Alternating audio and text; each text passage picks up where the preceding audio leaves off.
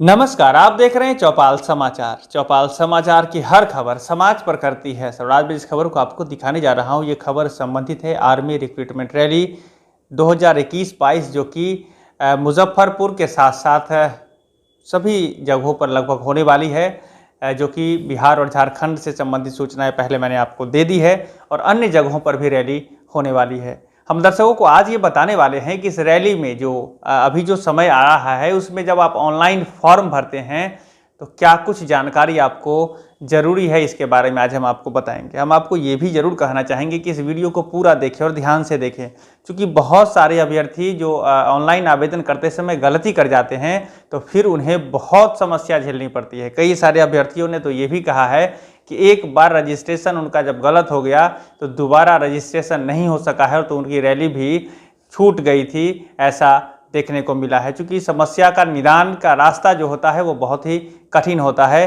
तो जानकारी पहले ले लें और आज मैं इस वीडियो के माध्यम से आपको वो सारी जानकारी उपलब्ध करा दे रहा हूं कि ऑनलाइन आवेदन करते समय किन किन सावधानियों को बरतना चाहिए। ऐसे मैं आशा रखता हूं कि आप सभी को यह जानकारी जो मैं आज बताने वाला हूं, यह जानकारी आपको होगी और अपने माध्यम से भी आप जो भारतीय सेना की जो वेबसाइट है, जिसको आप लिंक में देख रहे हैं, इस वेबसाइट को आप क्लिक कर और वहां जाकर के भी आप सारी सूचना को स्वयं समझ लें कि उसमें क्या बातें कही गई है। ऐसे मैं अपनी समझ में और हमारे टीम के द्वारा दी गई जानकारी के अनुसार मैं आपको ये बातें बता रहा हूं कि ऑनलाइन भरते समय आपको किन किन सावधानियों को रखना चाहिए ध्यान में।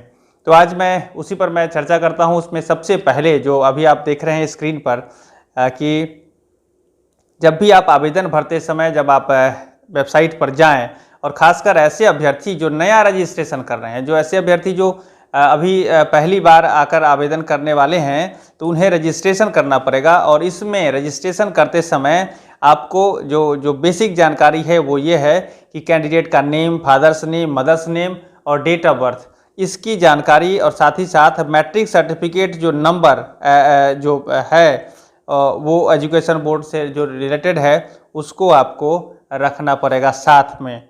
और इन जानकारी में शुद्धता होनी चाहिए। और आप दर्शकों को मैं ज़रूर बता दूं कि ये जो जानकारी आप भरेंगे यह मैट्रिक के सर्टिफिकेट के अनुसार ही आप डालिएगा, क्योंकि आगे आने वाले समय में जब इसकी जांच होगी और उस समय यदि आपके कोई भी सूचना आगे पीछे हो जाएगी तो आपको डिस्क्वालीफाई किया जा सकता है।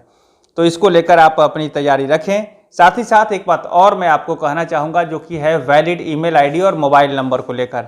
जहाँ भी देखते हैं कि बिहार में बहुत सारे ऐसे लोग हैं या बाहर से भी जो लोग हैं जो जाकर किसी भी इंटरनेट कैफ़े में जाकर अपना फॉर्म भरवाते हैं, तो वहाँ जल्दबाजी में ईमेल आईडी के जगह पर कोई दूसरा जो उनके दोस्त हैं या कोई और लोग हैं वो अपना ईमेल आईडी डाल देते हैं।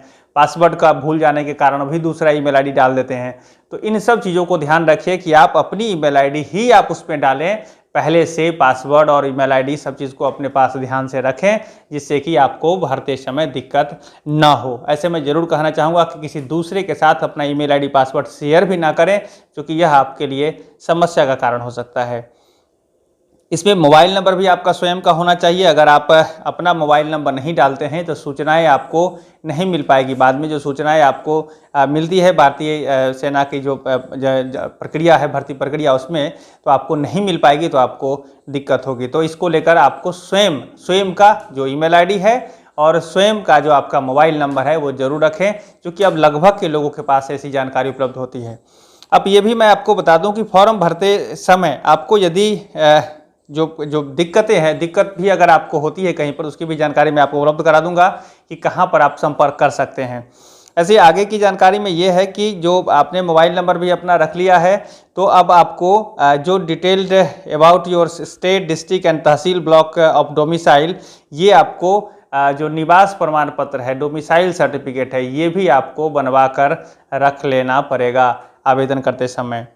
साथ ही साथ इसमें है कि फ़ोटो, जो पासपोर्ट साइज़ का फ़ोटो है, ये स्कैन करके आपको रखना है 10 KB से 20 KB में JPG फॉर्मेट में।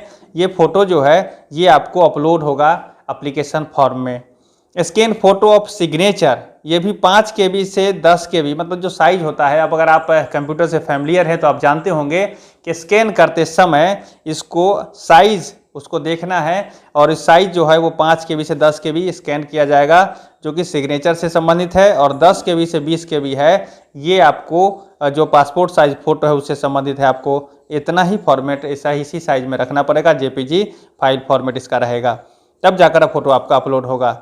अब आपका ये है कि जो डिटेल मार्कशीट है वो 10 क्लास 10 और जो भी क्वालिफिकेशन आपके कैटेगरी के लिए रिक्वायर्ड है उसका मार्कशीट आपको रखना है, और उस के हिसाब से आपको आवेदन भरा जाएगा। तो इन सब जानकारी को लेकर आपको ज़रूर से ज़रूर ऑनलाइन करते समय आप लोग आवेदन करें। और जब आप इस तरह से इस सारी जानकारी को रखेंगे तो हमारी समझ में और आपको भी कोई दिक्कत नहीं होगी। तो इसको लेकर आप ज़रूर से ज़रूर सारी जानकारी अपने पास रखें। अब मैं दर्शकों को एक बात और बताना चाहूँगा कि ये जो सारी प्रक्रिया है, इस प्रक्रिया में संभावना है कि आपको समस्या हो सकती है। तो इस समस्या के निदान के लिए कहीं बहुत दिक्कत नहीं होगी आपको, चूँकि इस पर नंबर भी जारी किया गया है कि यदि आपको, अभी आप जो वेबसाइट पर आप देखेंगे तो इसमें आपको दिख भी रहा है यहाँ पर नंबर। तो इसमें नंबर जारी किया गया है कि संबंधित जो रिक्रूटमेंट ऑफिस है उससे संबंधित आप कॉल कर सकते हैं और वहां पर समस्या के निदान के लिए सूचना प्राप्त कर सकते हैं। इसमें दिया गया है कि यदि आप JCO OR पंजीकरण में समस्या का सामना कर रहे हैं तो निम्न टेलीफोन नंबर पर हमें संपर्क करें। इसमें सभी जगहों के लिए नंबर दिया गया है, हरियाणा, कर्नाटक, तमिलनाडु और बिहार झारखंड। जो सबसे नीचे आप देख रहे हैं बिहार झारखंड, ये दानापुर से संबंधित नंबर है, जिसका हेड ऑफिस जो दानापुर है, तो उसका नंबर आपको दिया गया है। तो वहाँ पर भी आप संपर्क करके इन समस्याओं का निदान निकाल सकते हैं। तो ये जानकारी जो ज़रूरी की थी वो आपको मैंने अभी दी है। और आगे भी मैं आपको ये भी कहना चाहूँगा कि अगर आपको अन्य कोई सूचना जो चाहिए होगी उसके लिए भी हेडक्वार्टर जो रिक्रूटमेंट जोन से संबंधित है उसका यहाँ पर नंबर और एड्रेस भी दिया गया है, ईमेल आईडी भी दिया गया है। इसको भी आप अपने पास ज़रूर रख लेंगे, क्योंकि पहले जो अभ्यर्थी जो भाग लिए हैं एग्ज़ाम में उनका भी बहुत सारी क्वेरी होती है। तो संबंधित क्वेरी आप पूछ सकते हैं, संबंधित रिक्रूटमेंट जो ARO ऑफिस है वहाँ से आप पूछ सकते हैं। तो इसमें आपको नंबर भी मैं यहाँ पर डिस्प्ले कर दे रहा हूँ। यहाँ पर बिहार झारखंड से संबंधित जो हेडक्वार्टर जोन है इसका भी नंबर यहाँ पर है, और आर्मी रिक्रूटमेंट ऑफिस मुजफ्फरपुर है, आर्मी रिक्रूटमेंट ऑफिस गया है, आर्मी रिक्रूटमेंट ऑफिस कटिहार है और आर्मी रिक्रूटमेंट ऑफिस रांची है। इसका नंबर आपको यहाँ पर दिख रहा है। तो इससे भी आप संपर्क कर अपनी क्वेरी रख सकते हैं और क्वेरी कर सकते हैं, तो जानकारी आपको मिलेगी। तो ये भी है। और आपको एक बात और जो ध्यान देनी है, जो इसमें जो कि कहते हैं बहुत सारे अभ्यर्थी कहते हैं कि क्या मैं एलिजिबल हूँ, क्या मेरा जो डेट ऑफ बर्थ है उस डेट ऑफ बर्थ के हिसाब से, क्या मेरा जो क्वालिफिकेशन है उसके हिसाब से क्या हम भारतीय सेना का हिस्सा बनने को लेकर आगे बढ़ सकते हैं, फॉर्म भर सकते हैं। तो इसके लिए आपको जो एलिजिबिलिटी यहाँ पर है, एप्लीकेशन की एलिजिबिलिटी चेक करने को लेकर के भी यहाँ पर जगह दिया गया है, एक फॉर्म है आपको सामने दिख रहा है, वहाँ पर आप क्लिक करके अपने आप को देख लें कि क्या आप एलिजिबल हैं कि नहीं। वहाँ बता दिया जाएगा कि नहीं, आपको इन समस्याओं के कारण आपको एलिजिबल नहीं यहाँ पर हो सकेंगे। तो ये चीज़ आपको दिखाने को लेकर मैंने जो वीडियो बनाया है ये ज़रूरी की है, और इसमें हर कोई अपने स्तर से समझ ले, परख ले, और जब आवेदन बेहतर करेंगे तभी आगे की प्रक्रिया में आप आगे बढ़ सकते हैं। नहीं तो जब आवेदन ही आपका गलत हो जाएगा, आवेदन नहीं हो सकेगा, तो फिर मेहनत वो आपके लिए, भारतीय सेना के लिए फ़ायदेमंद नहीं रह पाएगा। तो इसके लिए ज़रूर से ज़रूर सावधानी बरतें और आप अपने आवेदन को बेहतर तरीके से करें, आगे बढ़ें। और हम और हमारी टीम, चौपाल समाचार की पूरी टीम आपके साथ रहेगी। कोशिश करेंगे हम आपको बेहतर सूचना, ऑथेंटिक सूचना और सही सूचना आप तक उपलब्ध कराने का हर संभव प्रयास करें। और कई सारे जो हमारे दर्शक हैं जो कमेंट करते हैं, मैं उनको भी ज़रूर धन्यवाद कहना चाहूँगा कि आप लोगों के सहयोग के कारण ही ये टीम इतनी बेहतर तरीके से बढ़ रही है। और उस तरह से आपका जो सहयोग मिल रहा है, आपका जो कमेंट करते हैं, आप हमें कॉल करते हैं, तो अच्छा भी लगता है। करते रहें, और सूचना के लिए मैं आपको वीडियो के माध्यम से सूचना उपलब्ध कराने का प्रयास कर रहा हूँ और आगे भी करता रहूँगा। तो आज के लिए बस इतना ही।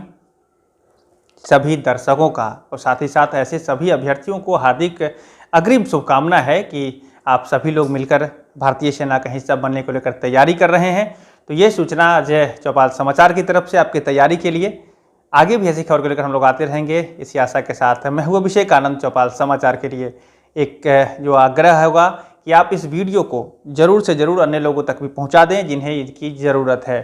अपने लोगों तक जब आप वीडियो पहुंचाएंगे तो उन्हें मदद मिलेगी, तो आपको भी इसका फ़ायदा ज़रूर मिलेगा। तो आज के लिए बस इतना ही। मैं हूँ अभिषेक आनंद, चौपाल समाचार के लिए। धन्यवाद।